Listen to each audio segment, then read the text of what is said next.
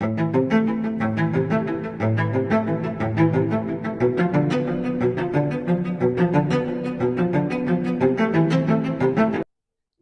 əziz abituriyentlər, kanalımıza xoş gəlmisiniz. Mən fizika müəllimi Elşad Həsənov.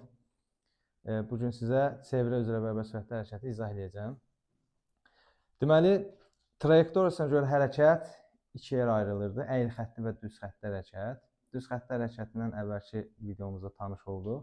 İndi isə əyri xəttli hərəkət. Əyri xəttli hərəkətə misal, çevrə üzrə bərabər sürətli hərəkəti misal göstərə bilərik. Deməli, çevrə üzrə bərabər sürətli hərəkətdə cismin sürəti həm modul olaraq sabit qalır, istiqamət olaraq isə nöqtədən nöqtəyə keçdikcə dəyişir. Ancaq modul olaraq hər zaman sabit qalmış olur. Çevrə üzrə hərəkətdə period, dövr etmə tezliyi, bucaq sürəti və dönmə bucağından indi sizlərə tanış edəcəm. Deməli, öncə dövr etmə periodundan danışırıq. Çevrə üzrə bərabər sürətli hərəkətdə hərəkət müəyyən zaman müddətindən sonra təkrarlanan bir hərəkətdir. Ona görə ona periodik hərəkət deyə bilərik. Period bir tam dövrə sərf olunan zaman period adlanır. Period T hərfi ilə işarə olunur. T bərabərdir, balaca T bölünsün N düsturuna hesablanır. Burada T perioddur, balaca T zamandır, N isə dövrlərin sayıdır. Periodun beynəlxalq sistemdə vahidi saniyədir. Period skalyar kəmiyyətdir, yəni ki, istiqaməti yoxdur. Periodu vahidi saniyə olduğu üçün saniyə ölçən adlanan cihazla ölçürlər və periodun düsturu təkrar olaraq deyirəm T bərabər T bölünsün N düsturu ilə tapılır. İkinci olaraq dövr etmə tezliyi ilə danışaq. Dövr etmə tezliyi vahid zamandakı dövrlərin sayına bərabər olan fiziki kəmiyyətdir. N hərfi ilə işarə olunur. N bərabərdir böyük N bölünsün balaca T düsturu ilə tapılır. Burada N balaca N tezlik, T bayaq dediyimiz kimi zaman, N isə yenə də dövrlərin sayıdır. Dövr etmə tezliyin vahidi 1/saniyə və yaxud da saniyə üstü mənfi 1-ə bərabərdir. Dövr etmə tezliyi də skalyar kəmiyyətdir və tezliyin də ölçü cihazı təbii ki, saniyə ölçən olacaq. Bayaqki düsturdan gördüyümüz kimi period T bölü N'dir, tezlik isə N bölü T'dir. Bu düsturlar bir-birinin tərsidir. Yəni, bu onu göstərir ki, periodla tezlik bir-birindən tərs mütənasib asılıdır. Yəni, biri artanda, biri isə azalır və yaxud da biri azalanda, biri isə artır.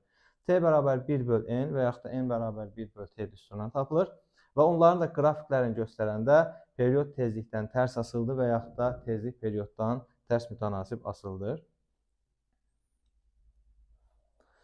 Keçək ikinci slaydımıza. Deməli, bəzi hərəkətlərin dövr etmə periodları var. Bunları da mütləq şəkildə bilmək lazımdır. Çünki məsələ həllərində bizə lazım olacaq.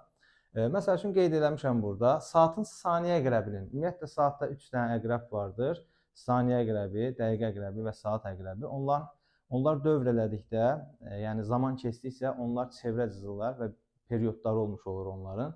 Saatın saniyə əqrəbinin periodu 1 dəqiqə və yaxud da 60 saniyə bərabərdir. Saatın dəqiqə əqrəbinin periodu 1 saat və yaxud da 60 dəqiqə və yaxud da 3600 saniyə bərabərdir. Saatın saat əqrəbinin periodu 12 saat və yaxud 720 dəqiqə. Onu da saniyə çevirmək istəsək, təbii ki, 60-a vuracaq.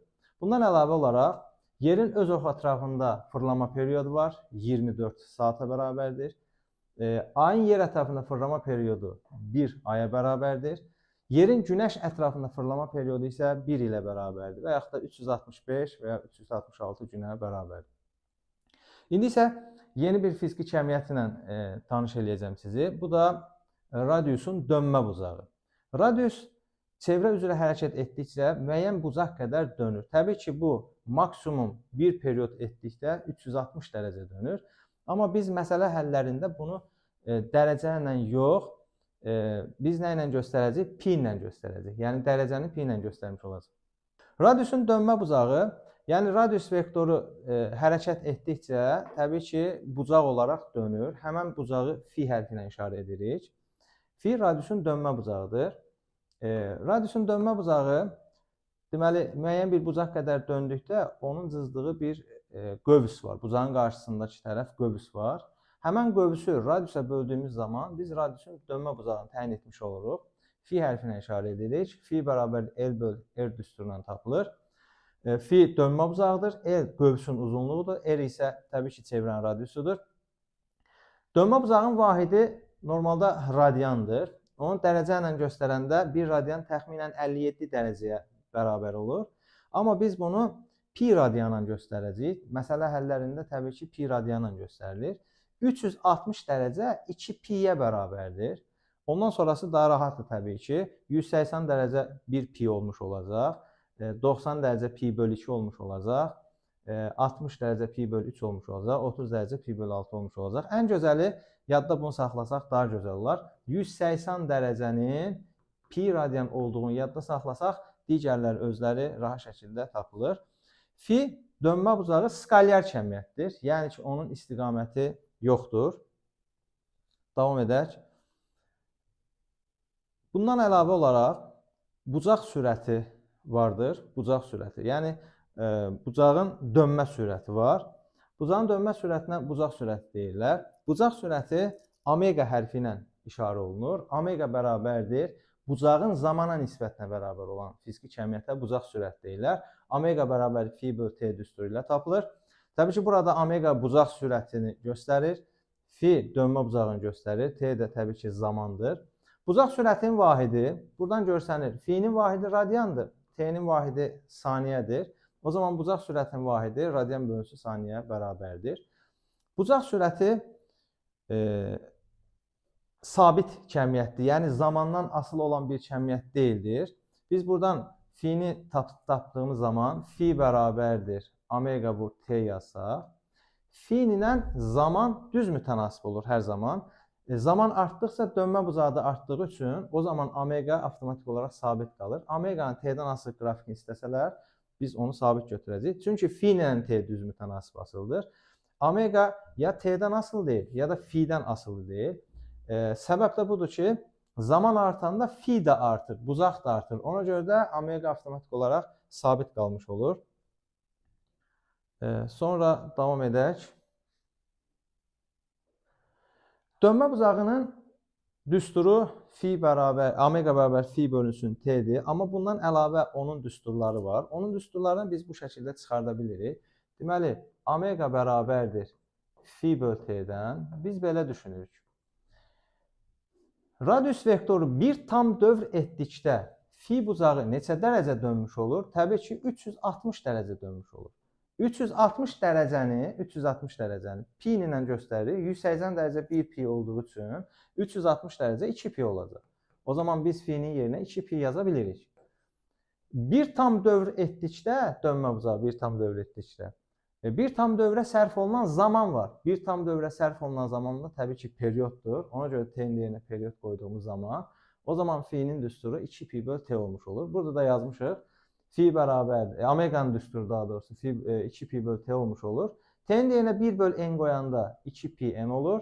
Və n'in yerinə böyük n bölü zaman qoyanda bax bu şəkildə olur. Bu omega'nın düsturlarıdır. Omega bərabər fi bölü t, 2 pi bölü t, 2 pi n və yaxud da 2 pi bölü n bölünsün t'yə bərabərdir. Düsturları bildikdən sonra mütləq şəkildə qrafiklərdə bilməmiz lazımdır. İndi omega nədən asılıdır? Təbii ki, omega perioddan asılıdır, tərs mütənasib. Hansı düstura görə? Omega bərabər 2 pi bölü t düsturuna görə. Omega tezlikdən asılıdır, düz mütənasib. Təbii ki, hansı düstura görə? 2 pi n düsturuna görə. Amma omega dövrlərin sayından asılı deyil. Omega dövrlərin sayından asılı deyil. Çünki niyə? Zaman artdıqca dövrlərin sayı da artır. Zaman artanda dövrlərin sayı da artdığı üçün omega sabit qalmış olur. Omega yalnız periodun, çevrənin belə deyək, periodundan və tezliyindən asılıdır. Başqa heç bir şeydən asılı deyil. Bunu da bilmək lazımdır. Omega'nın zamandan asılı qrafikləri verildikdə bizə, qrafik hansı formada olur olsun fərqi yoxdur. Fi'ni tapmaq tələb olunur bizdən. Fi qrafik ilə zaman oxu arasında qalan hər zaman fiqurun sahəsi şəklində tapılır. Deməli, omega'nın t'dən asılı qrafikində, qrafikin altında qalan fiqurun sahəsi bizə nə verəcək? Fi'ni verəcək. Məsəl üçün, burada düz bucaqlıdır. Düz bucağın sahəsini tapdıq. Biz fi'ni tapmış olacaq. Və yaxud da burada düz bucaqlı, üç bucaqdır. Düz bucaqlı, üç bucağın sahəsini taparaq biz fi'ni tapmış olacaq. Burada da trapesiyadır. Trapesiyanın sahəsini taparaq biz yenə fi'ni tapmış olacaq. Yəni ki, hər kəs bilməlidir ki, omega t qrafikində Qrafikin altına qalan fiqurun sahəsi bizə fi-ni göstərir. Burada bir qeyd yazmışam. Qeyd nədən ibarətdir? Omega, bax, dönmə bucağı fi skalyar kəmiyyətdir. Amma bucaq sürəti omega vektorial kəmiyyətdir. Həm də bucaq sürətinin istiqamətini tapılma qaydası var. Düzdür, testlərdə bunu bizdən tələb etmirlər. Amma bilməyiniz yaxşı olardı, pis olmazdı. Bucaq sürətinin istiqamətini sağ yivli buruq qaydası ilə tapırlar. Sağ yivli buruq qaydası bu şəkildədir ki, sağ əlimizin belə deyək, baş barmağını omega istiqamətində göstərdiyimiz zaman 4 barmağın istiqaməti bizə omeganı göstərəcək. Məsəl üçün, daha doğrusu V-ni göstərəcək. Deyək ki, 4 barmaq göstərir hər zaman sürət istiqamətində. O zaman baş barmaq hara yönəlibsə, o bizə omeganı göstərmiş olacaq. Burada 4 barmaq saat əqrəb istiqamətdə fırladığımız zaman baş barmaq içəri doğru gedir. Yəni, baş barmağın içəri getməsi o deməkdir ki, omega içəri doğru gedir. Burada 4 barmağı sürət istiqamətdə fırladığımız zaman baş barmaq bizə doğru gəlir. Baş barmağın bizə gəlməsi nəyi göstərir? Təbii ki, omeganın istiqamətini göstərir. Eyni şəkildə burada da 4 barmaq çevri istiqamətdə fırladığımız zaman baş barmaq yuxarı yönəlir. Baş barmağın yuxarı yönəlməsi bizə omeganın istiqamətini göstərəcək. Xətti sürətin bucaq sürətindən əlaqəsi var. İndi bunu izahını verəcəm. Çevrə üzrə bərabər sürətli hərəkətdəki sürətə xətti sürət adı veriblər. Xətti sürət bütün nöqtələrdə çevrəyə toxunan istiqamətdə göstərilir. Xətti sürətin istiqaməti nöqtədən nöqtəyə keçdikcə dəyişir. Modulu isə, ədədi qiyməti isə bütün nöqtələrdə sabitdir. Baxın, burada göstərir. Çevrə saat əqrəb istiqamətdə fırlananda, saat əqrəb istiqamətində çevrəyə biz toxunan çəkdiyimiz zaman həmən bu toxunan bizə nəyi göstərəcək? Xətti sürətin istiqamətini göstərəcək. Və yaxud da saat əqrəbin əksinə fırlandığımız zaman, çevrə toxunan çəkdiyimiz zaman, həmən çəkilən toxunan bizə nəyi göstərəcək? Təbii ki, xətti sürətin istiqamətini göstərəcək. Deməli, burada da qeyd eləmişik ki, xətti sürətin modulu sabitdir, ədədi qiyməti sabitdir, amma istiqaməti isə nöqtədən nöqtəyə keçdikcə dəyişir. İndi isə xətti sürətin düsturunu müəyyənləşdirəcəyik. Ümumiyyətlə, sürətin düsturu əvvəlki dərslərimizdən bildiyimiz kimi V bərabərdir. Təbii ki, L bölünsün T-yə bərabərdir. L burada cismin getdiyi yoldur. İndi cisim çevrə üzrə hərəkət eləyəndə, təbii ki, onun getdiyi yol çevrənin uzunluğuna bərabərdir. Biz də bilirik ki, çevrənin uzunluğu 2πr-dir. 2πr-ə bərabərdir. Cisim bir tam dövr etdiyi zaman, onu sərf olunan zaman perioda bərabərdir. O zaman zaman yerinə period qoyuruq və dolayısıyla xətti sürətin düsturunu 2πr/t şəklində tapmış oluruq. Xətti sürətdə digər sürət kimi vahid olaraq eynidir, metr/saniyə bərabərdir. Xətti sürətin növbəti düsturlarını burada yazmışıq. Hamısı təbii ki, buradan çıxan düsturlardır. Deyək ki, L-in yerinə 2πr yazdıq, zaman yerinə böyük period yazdıq, 2πr/t oldu. T-nin yerinə 1/n yazdığımız zaman 2πr-n olacaq. N-in yerinə böyük n böl balaca t yazanda 2πr-n/t olacaq. Və burada 2π/t-nin yerinə omega qoyduğumuz zaman omega r olacaq. Bunlar xətti sürətin düsturlarıdır. Periodla bağlı düstur, tezliklə bağlı düstur, bucaq sürəti ilə bağlı düstur və dövrlərin sayı ilə bağlı düstur. Və bu düsturları biləndən sonra xətti sürətin nədən asılı olduğunu biz buradan görə bilirik. Deməli, xətti sürət V bərabər 2πr/t düsturuna görə perioddan tərs asılıdır, amma radius sabit qalmaq şərti ilə. V bərabər 2πr-n düsturuna görə xətti sürət tezlikdən düz asılıdır. Təbii ki, yenə də radius sabit qalmaq şərti ilə. Sürət V bərabər 2πr-n düsturundan xətti sürət radiusdan düz asılıdır. Burada da tezlik sabit qalmaq şərti ilə. V bərabər omega r düsturuna görə xətti sürət omegadan düz asılıdır. Təbii ki, radiusun sabit qalmaq şərti ilə. Omega bərabərdir. Biz V bərabər omega r-dən omeganı tapdığımız zaman omega bərabər V/r olur. Və omega r-dən təbii ki, tərs asılıdır xətti sürətin sabit şərtində. Xətti sürətin asılı olduğu qrafiklər bunlardır. Deməli, perioddan asılıdır, tezlikdən asılıdır, radiusdan asılıdır və omega bucaq sürətindən asılıdır. Amma nədən asılı deyil? Asılı deyil dövrlərin sayından, çevrənin uzunluğundan, yəni ki, getdiyi yoldan və zamandan asılı deyil. İndi çevrə üzrə bərabər sürətli hərəkətdə Periodun 1/4-də, periodun yarısında, 1/3-də, tamamında, 6/1-də və 6/5-də cismin getdiyi yol, yer dəyişmə, sürət dəyişməsi və impuls dəyişməsi haqqında məlumatlar verəcəm sizlərə. İndi çevrə üzrə bərabər sürətli hərəkətdə periodun müxtəlif hissələrində getdiyi yol, yer dəyişmə, sürət dəyişməsi və impuls dəyişməsi haqqında məlumatlar verəcəm. İstəyirəm ki, bir dənəsini qıraqda çəkim göstərim, digərlərini bu kitabın üzərində özüm göstərəcəm sizlər üçün. Fərz eləyək ki, deməli, qələmimizi götürək. Cisim, deyək ki, A nöqtəsindən, bu çevrəni 4 hissəyə bölürəm. Deyək ki, cisim A nöqtəsindən hərəkətə başlayır, sağ əqrəbin əksinə V sürəti ilə. A nöqtəsinə hərəkətə gəlib çatıb B nöqtəsinə. Təbii ki, B nöqtəsində sürəti aşağı olacaq və A nöqtəsində sürətlə B nöqtəsində sürət moduza eynidir onsuz da. Bizdən nə soruşacaq burada? Bizdən soruşacaq ki, cismin getdiyi yolu tapın və neçə dərəcə bucaq dönüb onu tapın və yer dəyişməsini tapın. Biz buradan görürük ki, cisim fi bucaq olaraq, yazıram, fi bucaq olaraq təbii ki, 90 dərəcə dönür. 90 dərəcəni bucaqla pi ilə göstərsə, pi böl 2 şəklində göstərmiş olacaq. Sonra bizdən soruşa bilər bunun yer dəyişməsi. Biz bilirik ki, yer dəyişmə cisim başlanğıc nöqtəsi ilə son nöqtəsini birləşdirən istiqamətlənmiş düz xətt parçası. Bura bizim yer dəyişməmizdir. Yer dəyişmə, deməli, burada bir çevrənin radiusu var, R deyirik. Burada çevrənin təbii ki, radiusu R-dir.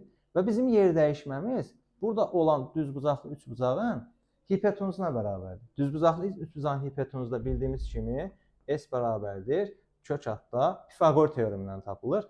R kvadratı üstəgəl R kvadrat şəklində tapılır. Yəni 2R kvadratı R kök altda 2 şəklində tapılır. Sonra getdiyi yoldan danışaq.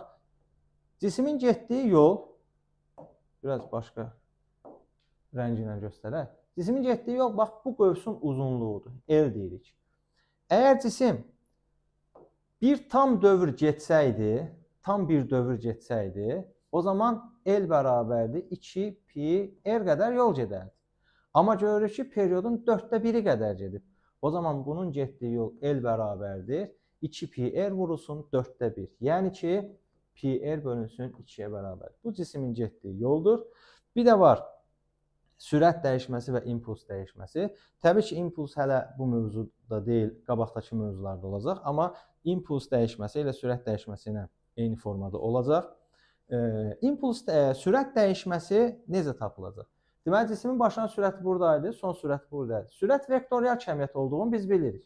Biz sürəti vektorial olaraq bura köçürdə bilərik. Bax, bu şəkildə sürət köçürdə bilərik. Və bunun dəyişməsi bir-birinə nəzərən sürət olaraq düşünərək, bax, bura götürmüş olacaq. Bura bizim delta V'mizdir.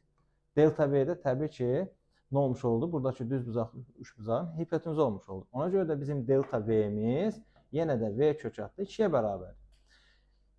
Impuls gələcək dərsimizdə keçəcəyik. Impuls P bərabərdir, bu P'dir uşaqlar, bir dəqiqə. P bərabərdir MV'dir. Impuls elə sürətlə düz asılıdır. Sürət necə dəyişirsə, impuls da eyni formada dəyişəcək. Delta P bərabərdir. V kök altda 2 şəklində yaza bilərik. Ümumiyyətlə, bir qayda deyim sizə, hər zaman keçərli bir qaydadır. Yadınızda saxlayın ki, yer dəyişmə, sürət dəyişməsi və impuls dəyişməsi hər zaman eyni formada olur. Nə mənada eyni formada olur? Əgər yer dəyişmə R kök altda 2-dirsə, mütləq şəkildə sürət dəyişməsi V kök altda 2, impuls dəyişməsi V kök altda 2-dir. Əgər yer dəyişmə 2R tapmışıqsa, sürət dəyişməsi də 2R tapacaq, impuls dəyişməsində də 2R tapacaq. İndi keçin burada digərlərini bunun üzərində göstərim sizin üçün. Deməli, cisim A nöqtəsindən B nöqtəsinə gəlir və biz burada görürük ki, 60 dərəcə dönüb. Bucaq 60 dərəcə dönübsə, 60 dərəcə pi böl 2 deməkdir. Pi böl 2 qədər dönüb. Cisim tam getsəyli 2 pi R gedərdi, amma gördüyümüz kimi 2 pi R-in 6-da 1-in gedib. Ona görə 2 pi R 6-da 1-ə vurduğumuz zaman biz nə tapmış oluruq? Cismin getdiyi yolu pi R bölünsün 3 şəklində tapmış oluruq. Sonra yer dəyişmə. Yer dəyişmə cisim başlanğıc nöqtəsindən son nöqtəsini birləşdirən düz xətt parçası olduğu üçün Bu 60 dərəcədirsə, buradakı bucaqlar da 60 dərəcə olur. Bərabər tərəfli üçbucaq olur. Bərabər tərəfli üçbucaqda da tərəflər bir-birinə bərabərdir. O zaman bu tərəf R-dirsə, bu tərəf R-dirsə, yerdə qalır bu birisi tərəf, deməli o da bərabər olacaq R-ə. Əgər yer dəyişmə R-dirsə, deməli sürət dəyişməsi V-dir, impuls dəyişməsi də P olmuş olacaq. Sonra isə digərinə baxırıq. Digəri A nöqtəsindən fırlanıb B nöqtəsinə gəlib. Neçə dərəcə dönüb? 300 dərəcə dönüb. 300 dərəcə deməli periodun 6-da 5-i deməkdir. Deməli cisim periodun 6-da 5-ini gedibdir. 6-da 5-ini gedibsə o zaman 300 dərəcə dönüb. 300 dərəcəni pi ilə göstərəndə 5 pi bölünsün 3-ə bərabərdir. Yenə də getdiyi yol əgər tam getsəydi 2 pi r olardı, amma 6-da 5-ini getdiyi üçün 5 pi r bölünsün 3 gedib. Yer dəyişmə olaraq yenə cisim başlanğıc nöqtəsindən son nöqtəsini birləşdirdiyimiz düz xətt bunun yer dəyişməsini göstərəcək. Yer dəyişmə də yenə bura 300 dərəcədirsə bucaq 60 dərəcə olur. Deməli daxili bucaqların hamısı 60 olduğu üçün bərabər tərəfli üçbucaqdır. Bərabər tərəfli üçbucaqda da tərəflər bərabərdir. Deməli bu yer dəyişmə r-ə bərabərdir. Yer dəyişmə r-dirsə sürət dəyişməsi v, impuls dəyişməsi də nə olacaq? P olmuş olacaq. Digərləri bu periodun 4də 1-idir, onu burada izah etmişdim. Bu periodun yarısını göstərir. Periodun yarısında cisim döndüyü zaman bucaq, fi bucağı 180 dərəcə dönmüş olur. 180 dərəcə elə pi deməkdir. Və cisim çevrənin yarısı qədər dönmüş olur. Əgər tam dönsəydi 2 pi r gedərdi, amma yarısını dönübsə deməli getdiyi yol pi r-dir. Yer dəyişmə isə cismin başlanğıc nöqtəsindən son nöqtəsini birləşdirən düz xətt parçasıdır. Həmən o yer dəyişmə diametrə bərabərdir. Yəni 2r-ə bərabərdir. Əgər yer dəyişmə 2r-dirsə, sürət dəyişməsi 2v, impuls dəyişməsi də təbii ki 2p olmuş olacaq. Sonra periodun uşaqlar 4də 3-ü deməkdir bu. Bu periodun 4də 3-üdürsə, 4də 3-ünü dönübsə, demək ki 270 dərəcə dönmüş sayılır. 270 dərəcə pi ilə 3 pi böl 2 şəklində yazırıq. Yenə də tam getsəydi 2 pi r gedərdi. Amma nə qədər gedib? Onun 4də 3-ünü gedib. 4də 3-ü nə deməkdir? 3 pi r böl 2 deməkdir. Yer dəyişməsi yenə burada düz bucaq, üç bucaq əmələ gəldiyi üçün pi kökətdə, daha doğrusu r kökətdə 2. Yer dəyişmə r kökətdə 2-dirsə, sürət dəyişməsi v kökətdə 2, impuls dəyişməsi p kökətdə 2 olur. Və nəhayət, cisim A nöqtəsindən başlayıb bir dənə fırlanıb təzədən A nöqtəsinə gəlib. Yəni bir tam dövr edib. Bir tam dövr edibsə, bucaq 360 dərəcə dönüb. Yəni 2 pi qədər dönüb. Bucaq 2 pi dönübsə, onun ilə getdiyi yol da nədir? 2 pi r-dir. Və cisim başladığı nöqtəyə geri döndüyü üçün yer dəyişməsi 0-dır. O zaman sürət dəyişməsi də, impuls dəyişməsi də 0-dır. Bəzən uşaqlar qarışdırırlar. Nə? Deyirlər ki, siz demişsiniz ki, sürət hər yerdə eynidir və burada da deyirsiniz ki, sürət v kökətdə 2-dir. Baxın, sürətlə sürət dəyişməsi eyni anlama gəlmir. Yəni, sürət hər yerdə zaten eynidir. Bu isə sürətin dəyişməsidir. Sürətin dəyişməsi hər tərəfdə fərqli formada olmuş olur. Sonra, deməli, gəldik növbəti hissəyə. Növbəti hissəmiz, uşaqlar, mərkəzə qaçma təcilidir. Mərkəzi qaçma təcili, deməli, burada da sual formalaşa bilər ki, axı biz bundan əvvəl düz xəttli çevir üzrə bərabər sürətli hərəkətdən danışdıq və ondan da əvvəl düz xəttli bərabər sürətli hərəkətdən danışmışdıq. Demişdik ki, düz xəttli bərabər sürətli hərəkətdə təcil 0-dır. Amma burada çevir üzrə bərabər sürətli hərəkətdən danışdıq. Sual oluna bilər ki, bəs bu da bərabər sürətli hərəkətdirsə, burada niyə təcil var? Uşaqlar, ona görə burada təcil var ki, düz xəttli bərabər sürətli hərəkətdə sürətin həm qiyməti, həm istiqaməti sabit olduğu üçün təcil olmurdu orada. Amma burada isə sürətin qiyməti sabit olsa da istiqaməti dəyişir. İstiqaməti dəyişdiyi üçün burada təcil meydana çıxır. Və buradakı təcil hər zaman çevrənin mərkəzinə doğru yönəlir. Çevrənin bütün nöqtələrində sürət çevrənin mərkəzinə doğru, üzr istəyirəm, sürət yox, təcil çevrənin mərkəzinə doğru yönəlir. Sürət isə çevrəyə toxunan istiqamətdir. Və həmişə bilin ki, sürət ilə təcil hər bir nöqtədə bir-birinə perpendikulyar olur. Çünki təcil çevrənin mərkəzinə doğrudur, sürət isə çevrəyə toxunan istiqamətdir. Və belə suallarda düşür ki, testlərdə sürət sabitdirmi, dəyişirmi, təcilin qiyməti, istiqaməti sabitdirmi, dəyişirmi? Deyəcək ki, sürətin də qiyməti sabitdir, istiqaməti dəyişir. Təcilin də qiyməti sabitdir, onun da istiqaməti dəyişir. Və sual olur ki, axı təcilin istiqaməti həmişə mərkəzədir. Həmişə mərkəzədir. Bəli, həmişə mərkəzədir. Amma istiqamət olaraq deyək ki, bu nöqtədə mərkəz aşağıda olduğu üçün təcil aşağı yönəlir. Çünki mərkəz aşağıdadır. Bu nöqtədə mərkəz soldadır deyə, deyək ki, bizə doğru soldadır deyə sola yönəlir. Bu nöqtədə mərkəz yuxarı deyə yuxarı yönəlir. Yəni ki, həm sürətin, həm təcilin ədəd qiyməti sabitdir, istiqaməti isə dəyişir. Təcilin vahidi təbii ki, burada da metr bölü saniyə kvadratıdır. Təcilin əsas düsturu A bərabərdir V kvadrat bölünsün R-dir. Və digər düsturlar oradan çıxır. Mən bir dənəsinin çıxarılışını göstərirəm, digərləri də ona uyğundur. Deməli, A-nın düsturu A bərabərdir, V kvadratı böl R-dir. Biz bütün düsturlarda V-nin yerinə əvvəlki slaydda göstərdiyimiz V-nin düsturlarını bir-bir gətirib yerinə qoyacaq. Məsəl üçün, mən V-nin yerinə yazıram.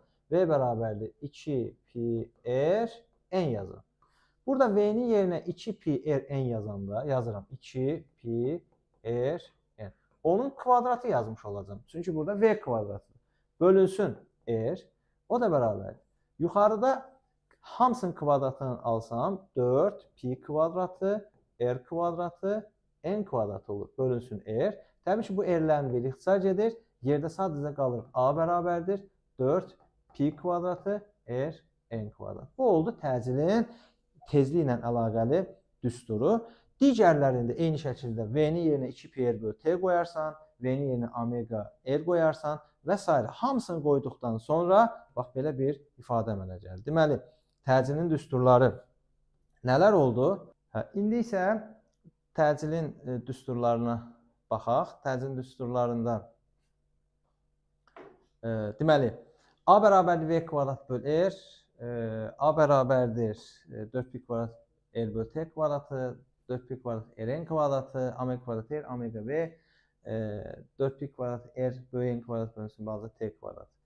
Düsturlar biləndən sonra vacibdir ki, bunların qrafiklərini də bilək. Qrafikləri də əzbərləmək lazım deyil. Təbii ki, düstura görə qrafik müəyyənləşdirmək lazımdır. Baxır sənə hansı şərt verir. Deyək ki, təcil sürətdən həm kvadratik asılı ola bilər, həm düz asılı ola bilər. Hansı şərtdə kvadratik asılıdır, hansı şərtdə düz asılıdır, onun düsturuna görə müəyyənləşdiririk. Əgər R sabitdirsə, kvadratik asılıdır. Hansı düstura görə? A bərabər V kvadrat böl R düsturuna. R sabitsə A V-dən kvadratik asılıdır. Əgər omega sabitdirsə, o zaman düz asılıdır. Hansı düstura görə? A bərabər omega V düsturuna görə. Məsəl üçün, təcil R-dən həm tərs asılı ola bilər, həm düz asılı ola bilər. Hansı şərtdə tərsdir, hansı şərtdə düz asılıdır. A bərabər V kvadrat böl R düsturuna görə V sabitsə A R-dən tərs asılıdır. A bərabərdir, deyək ki, omega kvadrat R və yaxud da 4 pi kvadrat Rn kvadratı düsturuna görə isə A R-dən necə asılıdır? Təbii ki, düz mütənasib asılıdır. Məsəl üçün, deyək ki, A bərabərdir omega kvadrat R düsturuna görə omega sabitsə R-dən düz asılıdır. Omegadan yenə də həm kvadratik, həm düz asılı ola bilər. A bərabər omega kvadrat R düsturuna görə R sabitsə omegadan kvadratik asılıdır. A bərabər omega V düsturuna görə V sabitsə omegadan düz asılıdır. Perioddan tərs asılıdır. Elə 4 pi kvadrat R bölü T kvadratına görə tezlikdən də kvadratik asılıdır. Amma dövrlərin sayından isə təbii ki, asılı deyil. Bundan əlavə təcilin bu tip düsturları var. Bu düsturları əzbərləmək lazım deyil. Sadəcə yerinə qoymaq lazımdır. Sadəcə bu düsturu bilirik. Məsəl üçün A bərabərdir. Omega V düsturunu bilirik. Bir dəfə omegaya toxunmuruq, V-ni açırıq. Məsəl üçün, omega toxunmadım, V-ni yerinə yazıram 2 pi Rn. Bu oldu təcilin düsturu. Sonra, omegaya yenə toxunmuram, V-ni açıram 2 pi R bölünsün T. Bu oldu təcilin düsturu. Və yaxud da A bərabərdir. Omega, V-ni yerinə yazıram 2 pi R N bölünsün T. Bu nəyin düsturu oldu? Təcilin düsturu oldu. Bax, burada hamısını yazmışam. Və yaxud da bir dəfə də omeganı açırıq, V-yə toxunmuruq. Deyək ki, A bərabərdir V, omeganı açırıq. Omega yerinə yazırıq 2 pi böl T. Bu nəyin düsturu oldu? Təbii ki, təcilin düsturu. Və yaxud da V-ni toxunmuruq, omega yerinə 2 pi N yazırıq. Bu nəyin düsturudur? Təcilin düsturu. Yenə də V-yə toxunmuruq, omega yerinə yazırıq 2 pi N bölünsün T. Bu da nəyin düsturu oldu? Təbii ki, təcilin düsturu oldu. Onları da kitabda hamısını bir-bir qeyd eləmişim. Növbəti hissəyə keçək. Sonuncu slaytımızdır. Burada uşaqların ən çox qarışdırdığı hissələrdir. Qayışlı ötürmə, dişli çarx, iç-içə çevrələr və yaxud da qlobus formalı cisimlər var. Deməli, burada bunların ikisi bir sayılır. Yəni, bunların ikisində də şərtlər eynidir. Həm qayışlı ötürmədə, həm də dişli çarxlarda. Burada şərt nədir? Bir nöqtəsi ilə iki nöqtəsinin, bir nöqtəsi ilə iki nöqtəsinin, yəni bu nöqtələrin birinin periodu fərqlidir, birinin periodu, yəni birinin periodu böyükdür, birinin periodu balaca və yaxud da deyə bilərik, radiusu böyükdür, radiusu balaca. Bir və iki nöqtələrinin sürətləri və getdikləri yollar bərabərdir. Qalan hər şey fərqlidir. Hər şey dediyim nələrdir? Təbii ki, dövrlərin sayından söhbət gedir, perioddan söhbət gedir, tezlikdən, omeqadan və A təcildən söhbət gedir. Burada da bir balaca məntiqlə yanaşsaq, dairəsi böyük olanın, radiusu böyük olanın periodu böyük, dairəsi balaca olanın periodu balacadır. Digərləri isə periodun tam tərsidir. Deyək ki, birin dairəsi böyük, ikinin dairəsi balacadırsa, birin periodu ikinin periodundan böyükdür. Digərinə soruşursa, tezlik. Məsəl üçün, birin tezliyi balacadır, ikinin tezliyi böyükdür. Birin omeqası balacadır, ikinin omeqası böyükdür. Birin A'sı balacadır, ikinin A'sı böyükdür. Yəni, mən bu məntiq olaraq sizə deyirəm ki, sadəcə dairəsi böyük olan periodu böyükdür. Digərlərində hamısında tərsinədir. Bu da əslində tapmağın yolu, yenə də kitabda da qeyd edilmişəm, belə ola bilər. Deməli ki, sürətin düsturu V bərabərdir 2 pi R bölü T ifadəsinə görə T bərabərdir 2 pi R bölünsün V-yə. İndi, bir nöqtəsinin, iki nöqtəsinin V'si eynidirsə, onda period nədən asılıdır? Radiusdan. Radiusu böyük olan periodu böyükdür.